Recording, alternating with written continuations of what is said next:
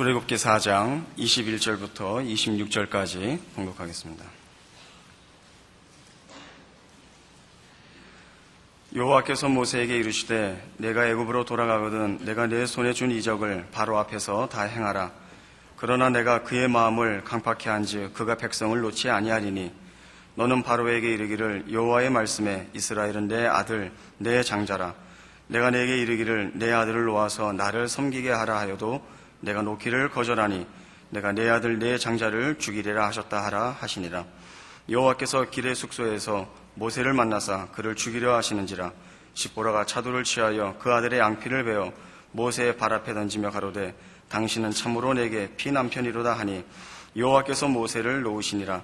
그때에 십보라가 피남편이라 함은 할례를 인함이었더라. 아멘.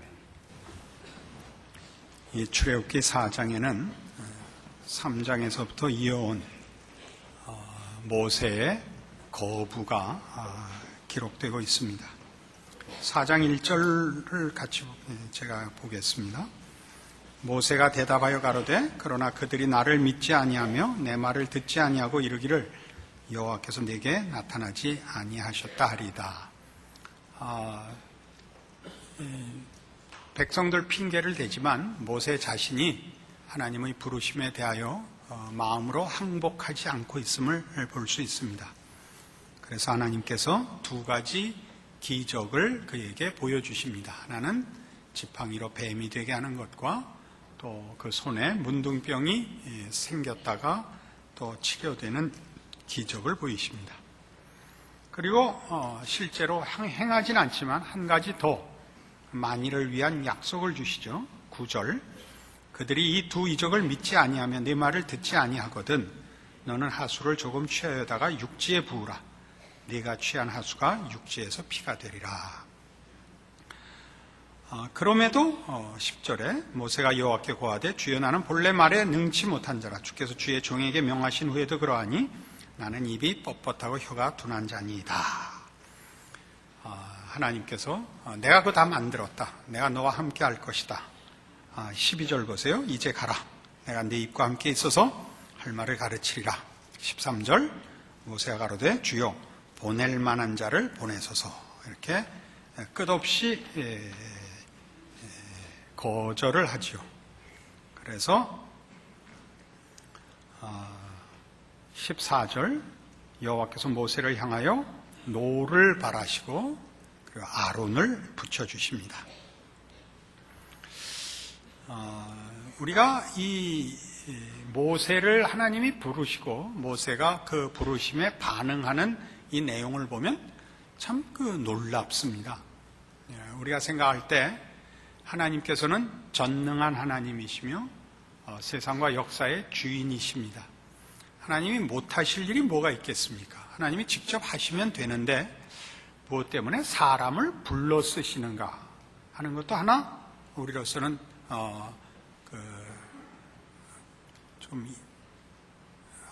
뭐라 그럴까요? 좀 납득이 다 되지 않고 게다가 또 하나님이 부르는데 계속 말대답하고 또 안 하겠다 그러는 건 또 뭔가 싶고 그걸 하나님이 일일이 다 대답해 주시는 것도 놀랍습니다. 그래서 하여튼 어쨌든 갑니다. 가는데 여태껏 그렇게 잘 용납하시고 기다려주시고 설득하시다가 갑자기 이제 모세를 죽이려고 하신다 하는 이 오늘 본 본문에서의 내용은 우리를 또 당황시킵니다. 여긴 말하자면 깊은 성경적인 가르침이 있습니다. 놓치기 쉽고 혼동하기 쉬운 내용이니까 좀 차근차근 보십시다. 우선 하나님은 역사와 모든 사건의 주인이십니다. 하나님이 역사의 흐름과 방향과 목적을 가지고 역사에 개입하시며 모든 사건에 하나님이 결정권을 쥐고 있습니다. 그러나 어찌된 일인지 하나님은 이 일에 사람을 쓰십니다. 하나님은 분명히 이 모세에게 이런 두 가지 기적을 보임으로써 하나님이 보이는 세상을 초월해 계시는 그러니까 보이는 세상을 주무르시는 주권자인 것을 확인시키십니다.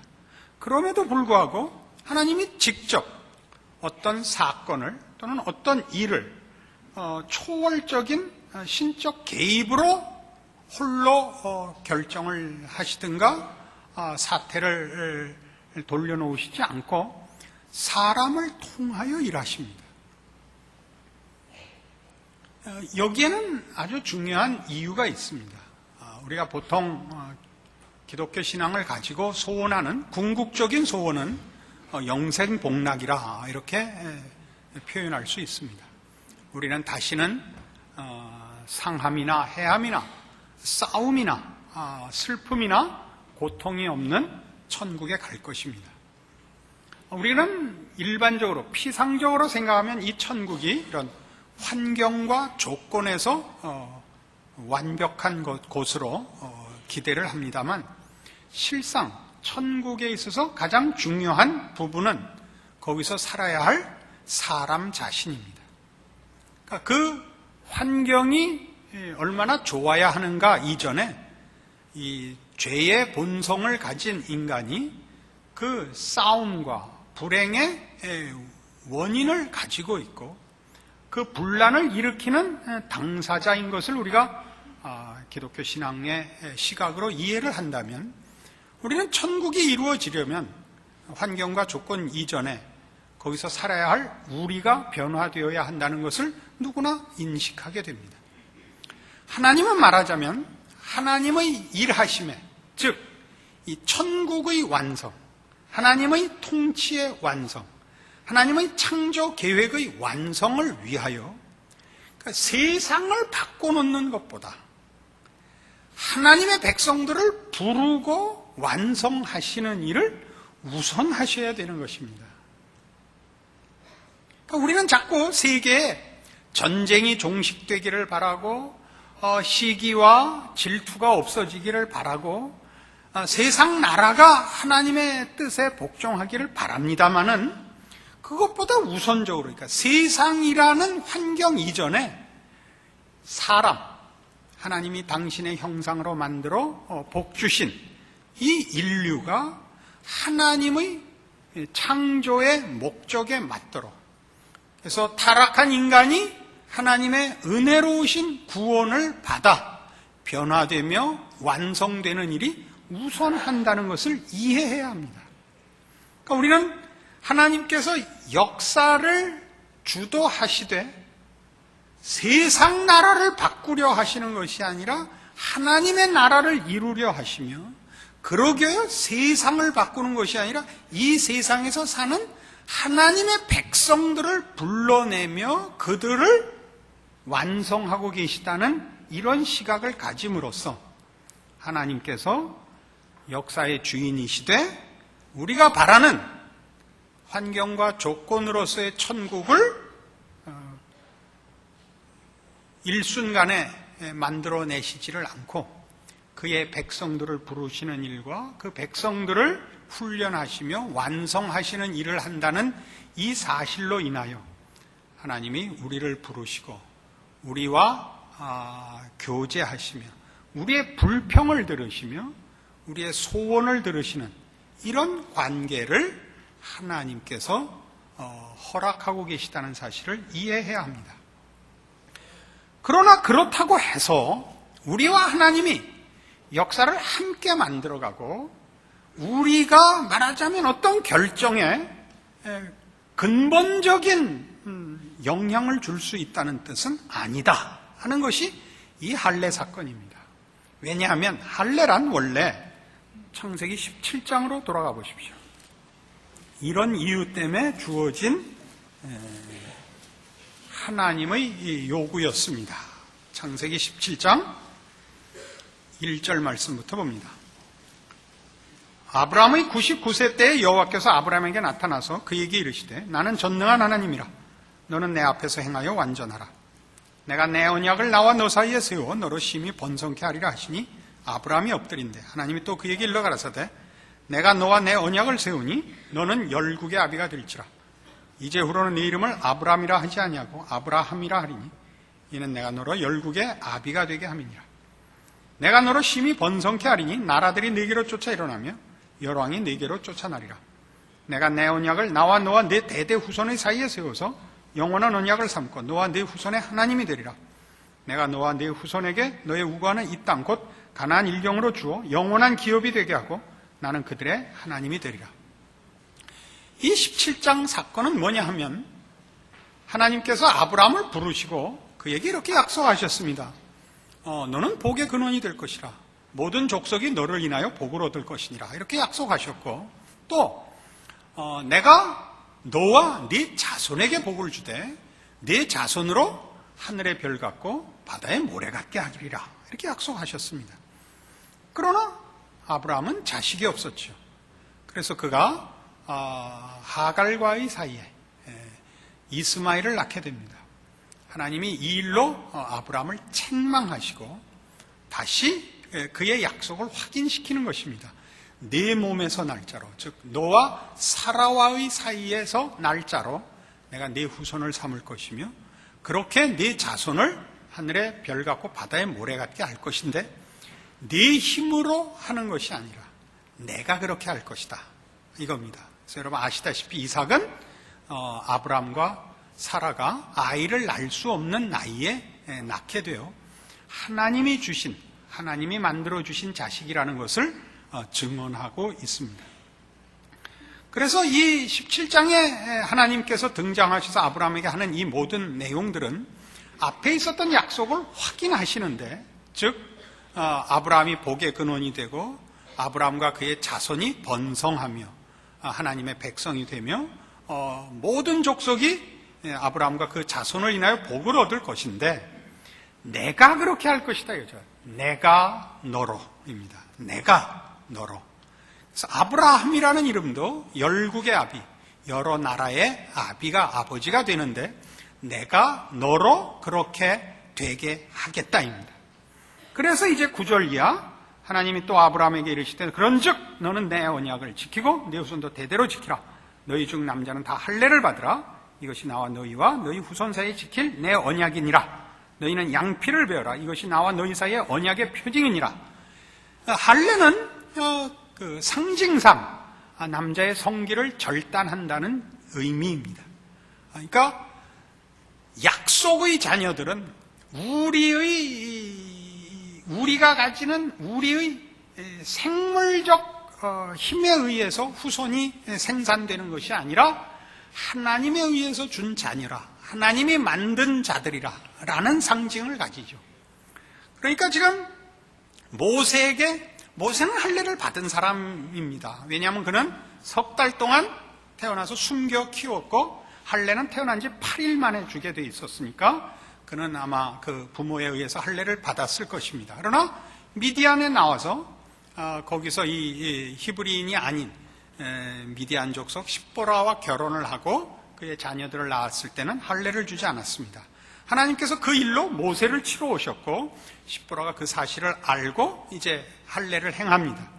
이것은 무엇을 의미하느냐 하면 하나님만이 세상과 역사의 주인이십니다. 그만이 목적을 가지시고 그만이 그 내용을 가지십니다. 그만이 결정권을 가지십니다. 그 일에 우리를 부르신다고 해서 우리가 하나님과 대등한 결정권을 가진다는 뜻은 아닙니다. 우리는 하나님의 복주심과 은혜로운 약속의 부름을 받은 복을 가지고 있고 하나님이 우리를 자녀로 대접하시기 때문에 하나님께서 우리를 자녀 대접을 하여 우리의 응석도 받고 떼쓰는 것도 받아주시고 불평도 받아주시고 시간을 갖고 납득하며 설득하시는 애정을 가지시지만 우리와 하나님의 차이라는 것은 분명한 것입니다. 이것이 지금 출애굽기 4장의 내용입니다. 그러면 우리는 이 시점에서 다시 첫 내용으로 돌아가서 하나님이 하나님의 일을 하시는 데 있어서 인간을 쓰신다는 것이 어떤 의미를 가지는가를 다시 한번 분명히 이해할 수 있게 됩니다. 하나님은 우리를 목적으로 삼아 이 세상과 역사를 다스리시는 것입니다. 세상 나라와 역사에 관심이 있는 것이 아니라 하나님은 하나님의 나라를 세울 것인데 그 하나님의 원래 창조 영역에서 태어나는 창조 세계에서 태어나는 이 하나님의 자녀들을 부르시고 완성하시기 위하여 세상과 역사를 다스리고 계시는 것입니다. 이 둘의 관계성을 우리는 놓쳐서는 안 됩니다. 우리가 이 창조 세계에서 죄인으로 태어납니다. 하나님은 하나님의 나라를 이루시며 하나님의 나라의 주인공은 우리들입니다.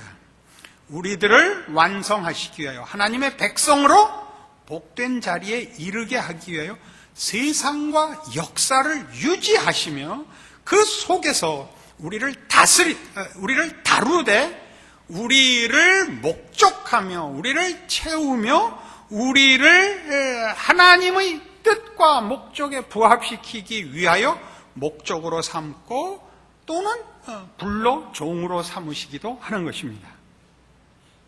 이러한 내용들을 우리가 제대로 이해하여 우리가 가지는 신앙의 말하자면 하나님의 구원의 그 목적과 그걸 이루시는 그 차원과 크기를 이해하고 우리가 가지는 신앙이 하나님의 일하심과 어떻게 조화되어야 하는가를 우리가 분명히 해야 합니다. 그래서 이 일을 제가 오늘 이 설교를 준비하는 동안 그 뜻을 잘 이해시키기 위하여 글로 준비해 왔습니다. 말로 설명을 하려면 여러분들이 알아듣지도 못하고 짧은 시간에 이게 다 되지도 않아서 그 내용을 압축하여 단어와 문장을 준비해 왔습니다. 들으시고 이것만 이해하시면 됩니다. 기독교 신앙이란 참으로 센 거구나. 이렇게까지만 이해하시면 되고 구체적인 내용은 이해하리라고 아예 기대를 안 하고 있습니다. 그러나 혹시 이해를 하시면 참으로 복되다 얘기할 수 있습니다. 성경의 중심 내용은 하나님의 어떠하심과 그의 계획과 목표에 관한 것입니다. 이것은 물론 1차적으로 이스라엘이라는 선택된 한 민족에게 주어졌지만 그것이 저들만을 위한 것도 아니며 또한 특수한 종교상의 문제만을 다루는 것이 아닙니다. 이제 뇌가 거의 폭발하려고 그러죠. 그것은 우리가 사는 이 세상과 역사와 인간에 대한 진실과 하나님의 의도를 기록하고 있다는 점에서 보편적입니다. 그래서 보편적이라는 것은 기독교 신앙을 하나님과 하나님을 믿는 자만의 영역으로 제한하거나 신앙적인 문제와 사건으로만 제한하는 것은 신앙을 제대로 이해하지 못하는 것이다라는 뜻입니다. 기독교 신앙은 전 우주적이고 전 역사적입니다. 왜요? 하나님은 세상과 역사의 주인이시기 때문에 신앙이 개입되지 않는 신앙이라는 것을 근거하지 않고 이해할 수 있는 그런 영역과 순간은 없습니다. 설명을 하니까 더 어렵죠. 하나님은 타락한 인간들의 계속된 반대와 어리석음에도 불구하고 그의 뜻과 목표를 이루실 것입니다. 그러기 위하여 처음부터 그리고 지금도 그리고 이루실 때까지 역사하실 것입니다. 이러한 진실은 기독교인에게 있어서 그 신앙의 기반이 됩니다. 가장 중요한 기초가 됩니다. 왜냐하면 모든 인간의 요구인 행복은 결국 인류 역사가 어디로 가며 무슨 의미를 가지는가와 직결됩니다. 역사가 다만 순환하는 것이라면 모든 인생은 그저 명멸하는 순간적 존재에 불과할 것입니다. 역사가 궁극적 목표를 가져야 그 역사 속에 존재하며 참여하는 개인의 인생이 의미와 방향을 가질 수 있으며 비로소 각 개인은 책임과 희망을 가질 수 있게 됩니다.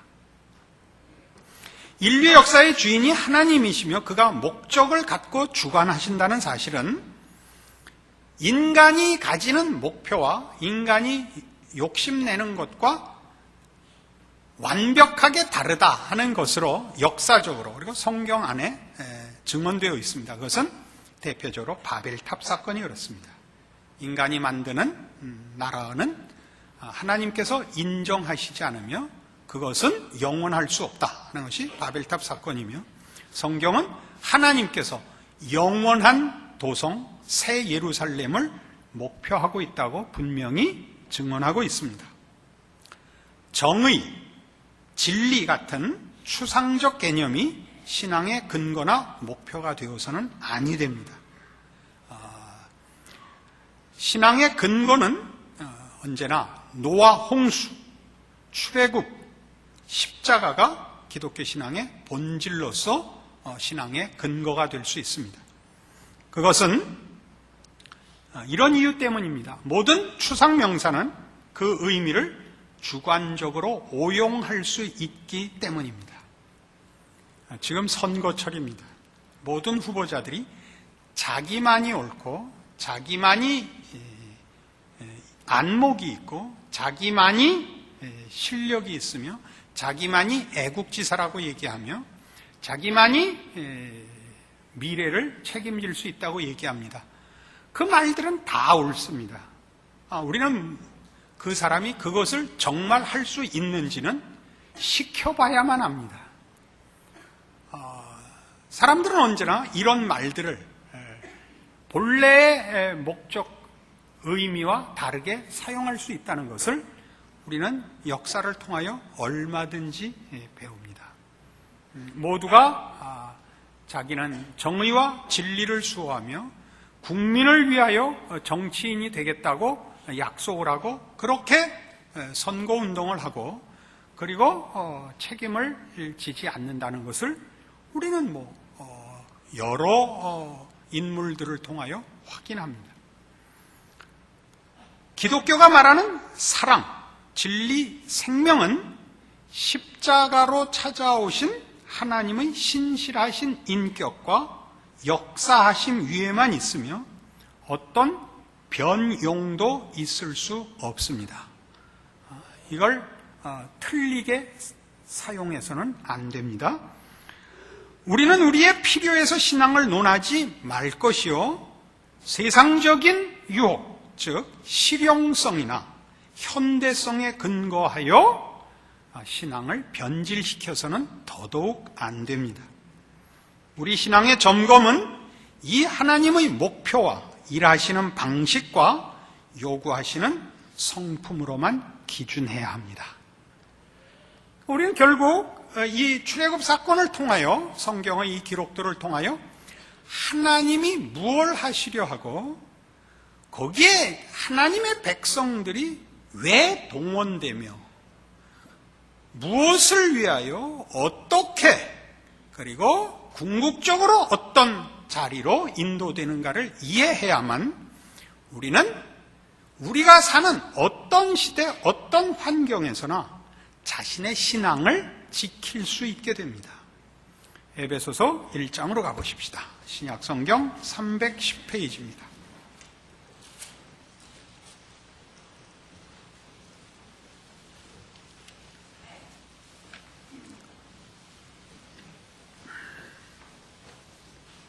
에베소서 1장 7절입니다. 우리가 그리스도 안에서 그의 은혜의 풍성함을 따라 그의 피로 말미암아 구속과 죄사함을 받았으니 이는 그가 모든 지혜와 총명으로 우리에게 넘치게 하사 그 뜻의 비밀을 우리에게 알리셨으니 곧 그 기쁘심을 따라 그리스도 안에서 때가 찬 경륜을 위하여 예정하신 것이니 하늘에 있는 것이나 땅에 있는 것이 다 그리스도 안에서 통일되게 하려 하심이라. 역사는 어디로 간다고요?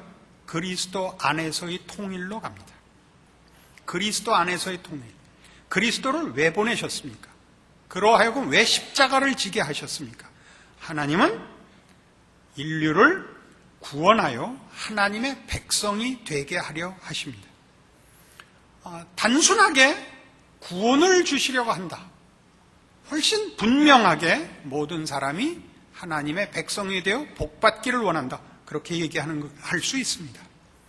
그러나 이것은 자칫 잘못하면 하나님이 세상 역사를 움직여가는 것과 별개로 세상은 세상의 길을 가고 하나님은 그 속에서 하나님의 백성들을 끌어내기만 하는 것으로 분리시키는 식으로 이해하셔서는 안 됩니다.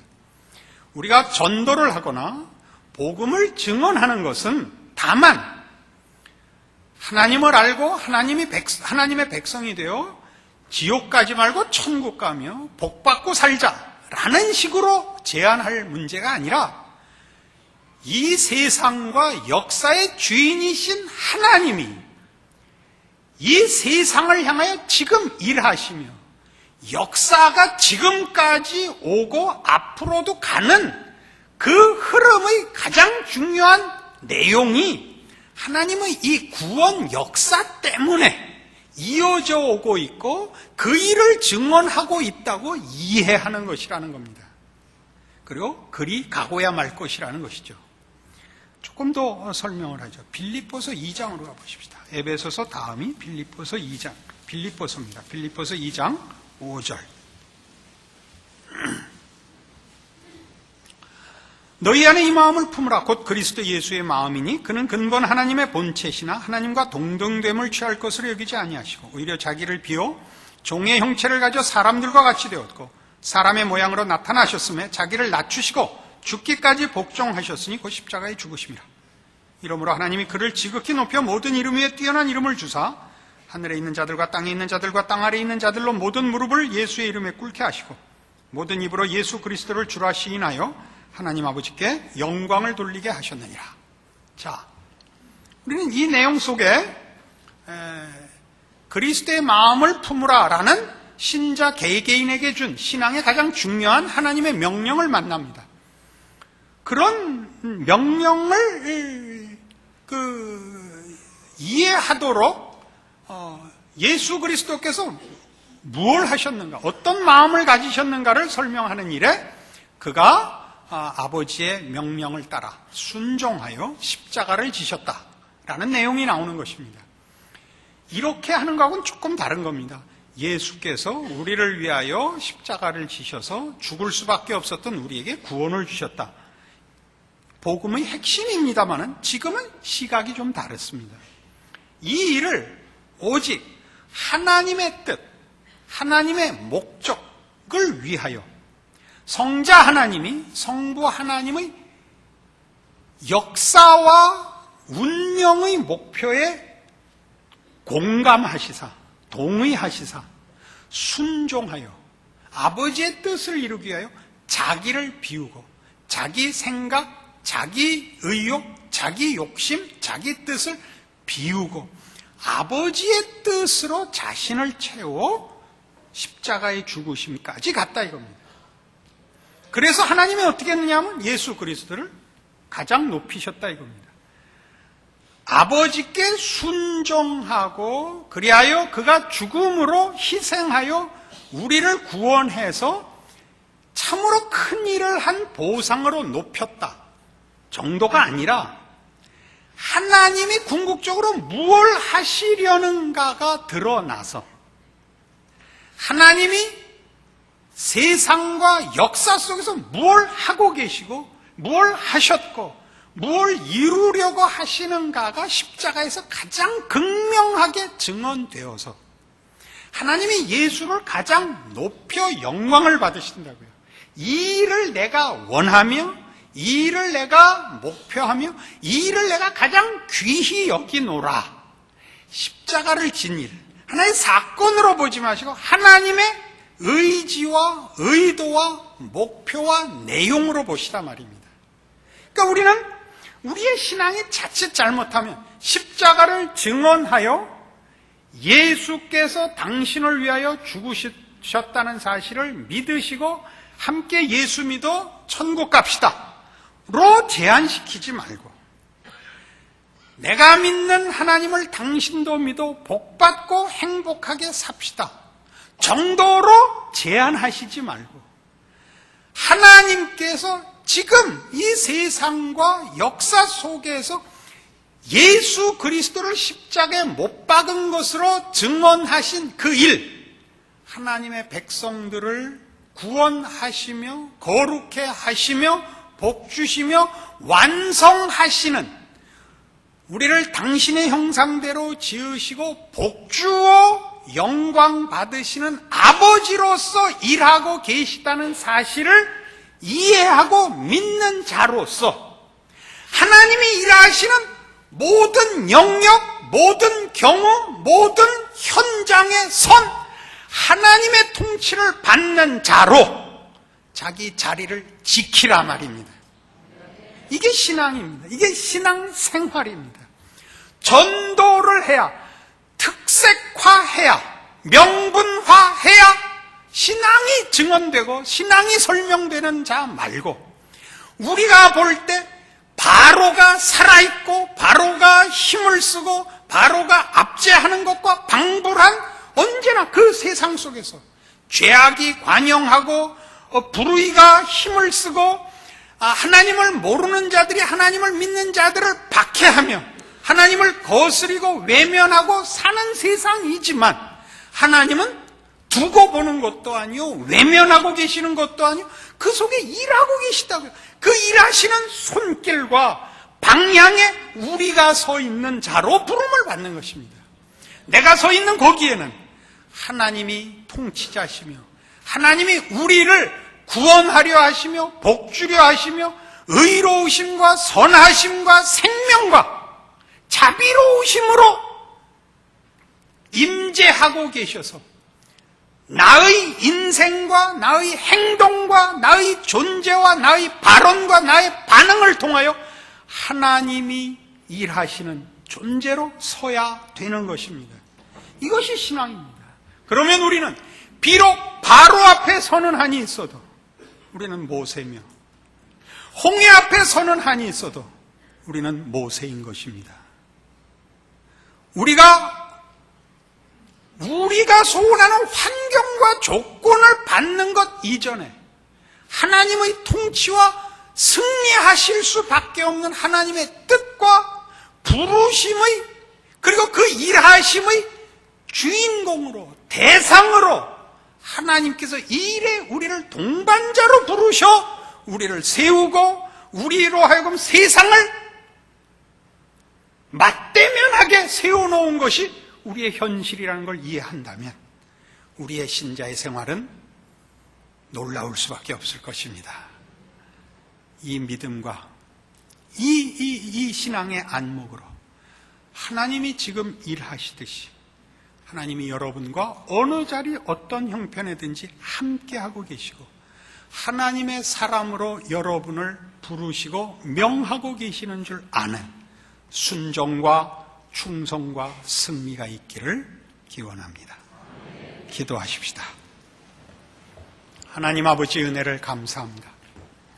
세상은 무너질 것 같지 않고 하나님은 도무지 일하시는 것 같지 않은 것이 인생의 현실입니다. 그러나 우리가 출애굽 사건에서 보듯이 하나님은 모세를 준비하고 계시고 저 바로와 저 막강해 보이는 그의 군대는 곧 멸망할 것입니다. 우리는 이 모든 하나님의 일하심을 역사로 갖고 있으며, 그리고 동일하게 일하시는, 그래서 그 일하심의 가장 절정을 이루는 예수 그리스도의 십자가를 소유한 자들입니다. 이제 우리가 우리의 인생에, 우리의 삶의 현실 속에서 두려워할 대적은 없습니다. 우리는 오직 우리의 믿음 없음을 탓해야만 옳습니다. 하나님의 사람으로 서며 하나님을 아버지라 부르고 예수 그리스도의 이름으로 언제나 기도할 수 있는 우리가 가진 무기를, 우리가 가진 힘을 확인하고 내가 너와 함께하리라, 언제나 너를 지키리라, 항상 함께 있으리라 놓치지 않는 믿음으로 우리의 삶을, 우리의 인생을 신자로서 충성되이 지키고 승리하는 우리들 되게 하여 주시옵소서.